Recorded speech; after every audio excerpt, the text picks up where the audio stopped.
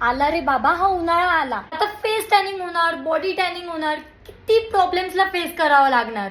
But weight, माझ्याकडे तर sunscreen आहे, मग मी का टेन्शन घेते. बट हेअरचं काय यार, अजून तर उन्हाळा चालू पण नाही झाला आणि तेवढ्यातच माझे केस बघा कसे झालेत, पूर्ण ड्राय, फ्रीजी, एकदम झाडू सारखे झालेत. आता यांना कसं उन्हापासून वाचवू.